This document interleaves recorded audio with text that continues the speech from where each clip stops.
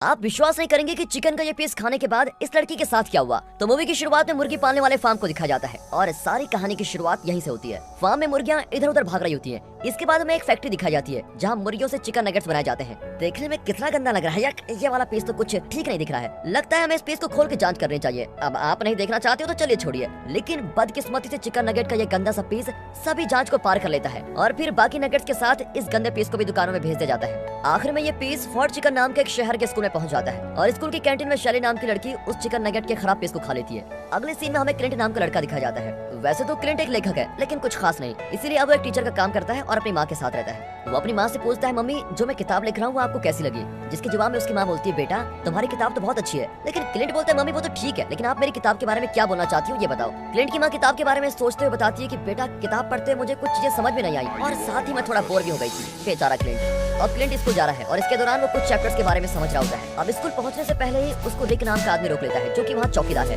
रिक को लगता है कि क्लिंट मशरूम खाने वाला लड़का है, इसलिए वो क्लिंट से पूछता है, क्या तुम बढ़िया वाले मशरूम लेकर आए हो?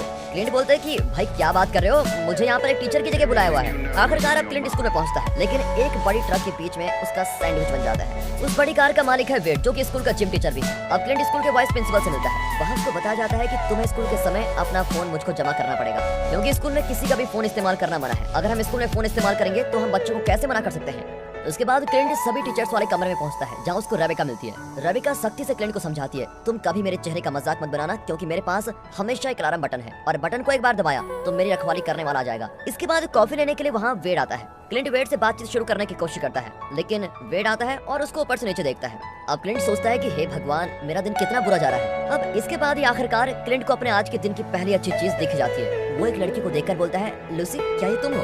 वो लड़की क्लिंट की क्लास में पढ़ती थी और आज वो लूसी से 15 साल बाद मिला है। उन दोनों के बीच जल्दी ठीक ठाक बातचीत भी होने लग जाती है और लूसी तो खुशी से बहुत मुस्कुरा रही होती है।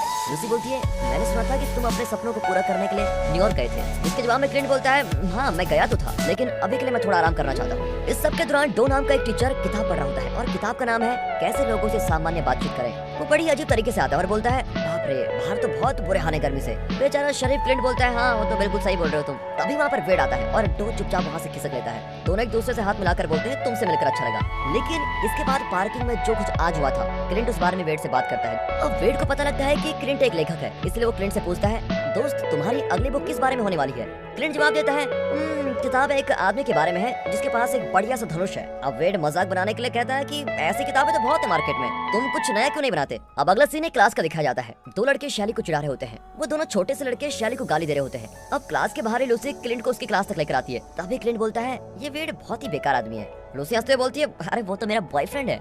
अब क्लिंट क्लास में आता है और अपना नाम बोर्ड के ऊपर लिखता है। एक बच्चा बोलता है, सर आपका नाम तो कुछ और ही लग रहा है। बेचारे क्लिंट का नाम तो इंग्लिश के एक अश्लील शब्द से मिलता है। क्लिंट ताना देते हुए बोलता है, वाह बेटा ये तो बहुत अच्छा मजाक था, चलो अब मुझे अपना नाम बताओ। लड़का अपना नाम पेट्रोट बताता है। वो गर्व से बोलता है, देखा मैं एक दिन फौजी बनूंगा। क्लिंट बोलता है कि ओके ठीक है, बहुत अच्छी बात है, अब हमारी पढ़ाई करने की बारी है। क्लिंट की क्लास में कैल्विन नाम का एक बच्चा है जो कि क्लिंट की किताब पढ़ने के लिए आगे आता है। वाह क्लिंट, अपनी किताब को प्रमोट करने का ये तो अच्छा तरीका है, चलो जो भी है। कैल्विन किताब पढ़ता है और क्लिंट बैठा अपनी किताब को मजे से सुन रहा होता है। पेट्रोट के पास बैठी शैली घबराहट के साथ सांस ले रही होती है। अब शैली का ध्यान अपनी तरफ खींचने के लिए पेट्रोट आगे की तरफ झुकता है और बाप रे तभी उसके हाथ में शैली का बाल आ जाता है। फिर शैली पेट्रोट पर झपट्टा मारती है और उसके गाल का थोड़ा हिस्सा काट लेती है। क्लिंट आता है और उन दोनों को अलग कर देता है लेकिन इस चक्कर में क्लिंट को शैली नाखून से खरोच देती है। क्लिंट पेट्रोट को अपने साथ नर्स के पास लेके जाता है और नर्स बोलती है, हमें पेट्रोट के गाल को सिलना पड़ेगा।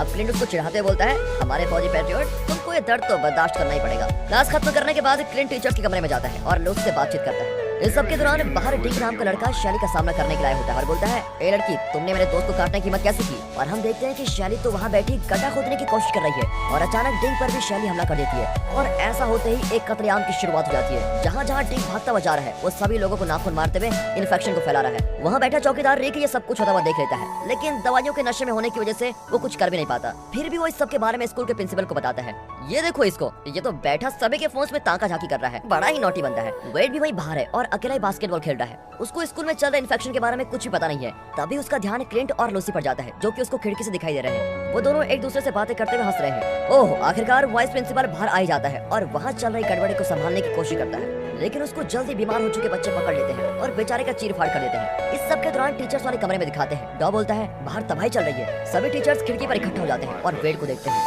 वेड को अभी अभी समझ में आ गया है कि वहाँ स्कूल में क्या चल रहा है। अब रेबेका अपने कमर पर लगा बटन दबाती है जबकि वेड को तो बच्चों ने एक जगह घेरे लिया है। वेड बोलता है मैं फुटबॉल का स्टेट चैंपियन रह चुका हूँ, तो बच्चे मुझसे पिटाई खाना चाहते हो क्या? अपनी ये बात बोलते ही वेड जल्दी से भागने लगता है। वो धक्का मारते हुए अपने रास्ते में आने वालों से बचते बचते बड़ी मुश्किल से अंदर पहुंच जाता है। आखिर में वो स्कूल के अंदर पहुंचता है और बोलता है बाप रे, ये छोटे बच्चे तो बड़े खतरनाक है। इसके कुछ समय बाद पुलिस वाला डेव वहाँ पर पहुंच जाता है और बोलता है सब कुछ ठीक हो जाएगा, टेंशन मत लो। यहाँ तो देखो अब तक शैली जमीन में गड्ढा खोदकर दूसरी तरफ पहुँच गई है। डेव वापस अपनी कार में जाता है, लेकिन बेचारे की पूरी किस्मत तो देखो, उसकी और मदद बुलाने से पहले ही बेचारा मारा जाता है। अब टीचर्स वाले कमरे में सभी में दहशत फैल जाती है जब पैट्रियट वहाँ पर आता है। पैट्रियट सीधा रेबेका पर हमला करने वाला होता है, लेकिन आखिरी समय पर वो बीच में से हट जाती है और रेबेका की जगह इस औरत को पैट्रियट की देशभक्ति की ताकत देखने को मिलती है। यहाँ वेड बड़ी मुश्किल से पैट्रियट को कबर्ड के अंदर बंद कर देता है। अब सभी के सभी मिलकर किसी सुरक्षित जगह पर जाने के लिए निकलते हैं। वो लाइब्रेरी पहुँचते हैं और वहाँ उनको कैल्विन मिलता है, जिसको देखकर सभी डर जाते हैं। अब सभी लोग गाने बजाने वाली कमरे की तरफ निकलते हैं और कैल्विन भी उन लोगों के साथ है। जैसे ही वो लोग कमरे में पहुंचते हैं तभी पीछे से शैली आ जाती है, लेकिन सही समय पर दरवाजा बंद कर दिया जाता है। सभी लोग अपने आप को शांत कर रहे होते हैं, लेकिन डॉग तो देखो कैसे उस लड़की को कैसे देख रहा होता है। अंदर क्लिंट और वेड बहस कर रहे होते हैं कि उनको आगे क्या करना चाहिए। क्लिंट बोलता है हमें वाइस प्रिंसिपल के ऑफिस में जाना चाहिए और वहाँ से फोन ढूंढकर मदद मंगवानी चाहिए, लेकिन वेड बोलता है मेरे हिसाब से तो हमें बाहर जाना चाहिए और इन सबको खत्म कर देना चाहिए। हम कुछ हथियार ढूंढते हैं और उनकी वाट लगा देते हैं। तभी वहाँ पर लूसी आती है और दोनों को अलग करती है, लेकिन अचानक क्लिंट के पेट से अजीब सी आवाज आती है। क्लिंट बोलता है मुझे थोड़ा अच्छा महसूस नहीं हो रहा है, और तभी उसको महसूस होता है कि मुझे तो शैली ने खरोंच मारी थी। वेड क्लिंट को उठाता है और सभी से अलग कर देता है। अब से यही तेरा घर है। दोस्तों मैं वीडियो को थोड़ा पॉज कर रहा हूँ। मूवी में जो कुछ भी अभी तक चल रहा है वो सब एक चिकन नगेट की वजह से हो रहा है। शैली में बीमारी इस चिकन के पीस से ही आई है। आपको क्या लगता है इस चिकन के पीस में ऐसा क्या था या ऐसा क्या होगा जिसकी वजह से सभी ज़ॉम्बीज बनते जा रहे हैं? आपको जो भी लगता है कमेंट में जरूर बताइएगा। अब कुछ देर बाद डॉग क्लिंट की जांच करने जाता है और जल्दी वापस आता है। वो बोलता है मैंने क्लिंट के शरीर से निकल रही अजीब चीज की बहुत अच्छी से जांच की, वो भी बिना दस्तानों के। मुझे लगता है कि ये बीमारी बड़े लोगों पर अलग तरह से असर करती है। इस बीमारी से बड़े लोगों का पेट खराब हो जाता है और इसकी वजह से बाकी लोग क्लिंट को वापस अपने समूह में शामिल कर लेते हैं। लूसी काफी होशियार है, उसको याद आता है कि जल्दी बच्चों को लेने के लिए उनके घर वाले आने वाले होंगे और इसलिए हम लोग ऊपर छत से मदद मांग सकते हैं। बाहर एक बच्चे की माँ आई होती है, लेकिन वो तो फोन कॉल पर काफी ज्यादा व्यस्त दिख रही है, लगता है कोई खास है। तभी उस औरत का बीमार हुआ बेटा कार की तरफ जाने लगता है। सभी टीचर्स उस औरत का ध्यान अपनी तरफ खींचने की पूरी कोशिश करते हैं, लेकिन कोई फायदा नहीं होता। उस औरत का बीमार हो चुका बेटा कार में जाता है और उसको अपना छोटा भाई काफी टेस्टी लगता है। उस औरत को अजीब सा महसूस होता है और बोलती है बेटा तुम पीछे क्या कर रहे हो? और बस फिर क्या, ये उस औरत की आखिरी बोली बन जाती है। टीचर्स ये सब बड़े डर के साथ देख रहे होते हैं और तभी एक टीचर का कोई पैर काट देता है। ओ लेकिन ये बच्ची तुम्हारा बिल्कुल बीमार नहीं है। अब वो टीचर्स के ग्रुप का हिस्सा बन जाती है। तभी वो देखते हैं कि ये बीमार हो चुके ज़ॉम्बी बच्चे तो पेड़ पर भी चढ़ सकते हैं, इसलिए वो भागते हुए वापस अंदर चले जाते हैं। बीमार बच्चे उनका पीछा करते हैं, लेकिन वेड उनको अंदर आने से रोक लेता है। लेकिन फिर भी डिंक अंदर आ जाता है और डॉग को पकड़ लेता है, जिसकी वजह से वेड को डिंक को मारना पड़ता है। वेड को महसूस होता है कि मैंने एक छोटे बच्चे के साथ क्या कर दिया और इसलिए वो कुछ देर के लिए अलग चला जाता है। वो खुद से नाराज है कि मैंने एक छोटे बच्चे के साथ ऐसा कर लिया है। अब वेड को अच्छा महसूस करवाने के लिए लूसी अंदर आती है, लेकिन वेड तो बहुत भड़का हुआ है। वो बोलता है तुम जाके अपने बॉयफ्रेंड से बात करो बस। वो क्लिंट को लूसी का बॉयफ्रेंड बोलना चाहता है। वेड आगे बोलता है तुम तो उस क्लिंट के साथ बड़ी खुश रहती हो, तुम उसकी बातों पर मुस्कुराती रहती हो,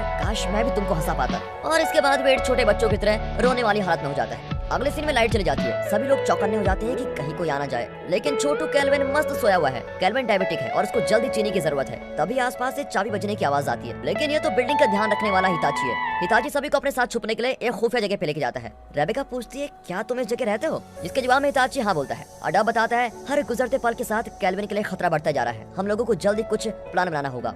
अब क्लिंट का ध्यान एयर टनल पर जाता है और बोलता है अगर ये टनल वाइस प्रिंसिपल के ऑफिस तक जाती है तो हम अपने फोन वापस पा सकते हैं। अब हिताची उन एयर टनल का नक्शा निकालता है। अब जैसा कि क्लिंट बहुत छोटा है, इसीलिए उसको टनल से होते हुए ऑफिस तक जाने का काम दिया जाता है। क्लिंट अंदर जाता है तो डॉस को बोलता है तुम याद रखना अगर तुम नाकाम रहे तो सभी लोग मारे जाएंगे। फिर लूसी रेडियो छीन लेती है और वो भी क्लिंट का हौसला बढ़ाने के लिए कुछ बातें बोलती है, लेकिन वेड तो क्लिंट का मजाक बनाता है, जिसकी वजह से लूसी वेड से बड़ी तंग हो जाती है और बोलती है मैं तुम सभी लोगों से नफरत करती हूँ, मैं भी क्लिंट के साथ जा रही हूँ। दोनों मिलकर टनल से आगे जाते हैं और सबसे पहले कैल्विन का इलाज करने के लिए सामान लेके आते हैं। वहाँ पहुंचकर लूसी अलग हो जाती है और फोन ढूंढने का काम करने लगती है, लेकिन फोन मिलने पर उसको पता चलता है कि सभी फोन पहले ही तबाह हो चुके हैं। दूसरी तरफ क्लिंट पैसे डालकर खाना निकालने वाली मशीन से जुगाड़ लगाकर खाने के पैकेट निकालने की कोशिश कर रहा है, लेकिन ऐसा होने से पहले ही वहाँ पर इन्फेक्टेड हो चुकी एक बच्ची पहुंच जाती है। क्लिंट छुप जाता है और अपनी सांस की आवाज को रोकने की कोशिश करता है, लेकिन तभी उस छोटी बच्ची को और पैट्रियट को उन लोगों के वहाँ होने का पता लग जाता है। लूसी वापस आती है और पैट्रियट भी उनका पीछा करता है। क्लिंट और लूसी दोनों ही टनल में घुस जाते हैं, लेकिन उनके पीछे पीछे पैट्रियट और बाकी बच्चे भी उस टनल में घुस जाते हैं। लूसी और क्लिंट के पास टनल में रुकने का कोई मौका नहीं होता, इसीलिए टनल के छेद से ही वो कैल्विन के चॉकलेट फेंक देते हैं। और यहाँ इस वेड को तो देखो, ये टनल का रास्ता ही बंद कर देता है। दूसरी तरफ क्लिंट और लूसी एक अलग कमरे में जाकर छुप जाते हैं। अब क्लिंट लूसी को बताता है कि वो लूसी के लिए क्या महसूस करता है और साथ ही बताता है कि वो न्यूयॉर्क जाकर कुछ खास नहीं कर पाया। फिर ये बात सुनकर लूसी क्लिंट को किस करने लगती है। कुछ देर बाद क्लिंट को एक बैग में कैंडीज मिलती है और वो कैंडीज को ज़ॉम्बी बच्चों को खिला देता है। फिर उन कैंडीज को खाकर बच्चे बेहोश हो जाते हैं और मौका पाकर क्लिंट और लूसी वहाँ से भाग जाते हैं। इस सब के दौरान वेड आखिरी जंग के लिए खुद को तैयार कर रहा है। अब हम देखते हैं कि वेड बाहर जा रहा है और अपने किसी खतरनाक प्लान के साथ आया है। सभी लोग क्लिंट और लूसी के पास पहुंच जाते हैं। फिर वो सभी मिलकर आगे बढ़ते हैं। रास्ते में कुछ 2-4 ज़ॉम्बी बच्चे आते हैं, लेकिन वेड उनको बड़ी आसानी के साथ अपने रास्ते से हटा देता है। सभी लोग स्कूल के खेलने वाले मैदान की तरफ जाते हैं, लेकिन हिताची एक हीरो की तरह हिम्मत के साथ पीछे रुकता है ताकि वहाँ पर जो भी बच्चे आए वो उसको रोक सके। बाहर टीचर्स और इन्फेक्टेड बच्चों के बीच काफी खतरनाक लड़ाई होती है। वेड बोलता है तुम सभी लोग यहाँ से जाओ, मैं यहाँ रुक के इन सभी को रोकने की कोशिश करता हूँ। वेड साथ ही बोलता है क्लिंट तुम लूसी का ध्यान रखो। अब वेड की दुआओं के साथ क्लिंट और उसके साथी वेड की बड़ी कार में वहाँ से निकल जाते हैं। क्लिंट की गाड़ी चलाते हुए पेट्रोड अचानक वहाँ पर आ जाता है, लेकिन ब्रेक लगते ही वो घसीटता हुआ रोड पर गिर जाता है। पेट्रोड खड़ा होता है और एक डरावना पोज देता है। तभी क्लिंट गाड़ी को रिवर्स गियर में डालता है और पीछे चलाते हुए पेट्रोड का भरता बना देता है। जल्द ही शहर पहुंचकर उनको पता लगता है कि सारा शहर तबाह हो चुका है। वो टीवी पर देखते हैं कि देश के और भी शहरों में बीमारी फैल चुकी है। ये देखकर सभी को महसूस होता है कि हम तो बुरी तरह से फंस चुके हैं। डॉ बोलता है अगर हम किसी तरह से वो चिकन नगेट को ढूंढ सके तो शायद मैं इस बीमारी का इलाज ढूंढ सकता हूँ। वो एक जगह पहुंचते हैं जहाँ उनको कुछ नगेट्स तो मिलते हैं, लेकिन वहाँ बहुत सारे भूखे ज़ॉम्बी भी हैं जो कि क्लिंट और उसके साथियों को अपना नाश्ता बनाने के लिए बड़े बेताब है। अब इससे पहले कि खून खराबा शुरू होता वहाँ पर कोई आता है। वो और कोई नहीं वेड है, जो कि एंट्री मारते बोलता है क्या किसी ने खतरनाक आदमी को बुलाया था? लो मैं आ गया। वेड और हिताची ने मिलकर सभी ज़ॉम्बीज़ को धमाके में उड़ाने का प्लान बनाया है। क्लिंट के पूछने पर वेड बताता है कि हम गैसोलीन का इस्तेमाल करने वाले हैं। फिर सभी कार में चला जाते हैं और सोच रहे होते हैं कि वेड ने हम लोगों को कैसे ढूंढा। अब दोस्तों मैं कैसे बताऊं, लेकिन इस सीन के साथ ही ये मूवी यहाँ पर खत्म हो जाती है। बाकी दोस्तों अगर वीडियो अच्छी लगी हो, मूवी अच्छी लगी हो, एक्सप्रेशन अच्छा लगा हो, वीडियो को लाइक कर दें, चैनल को सब्सक्राइब कर दें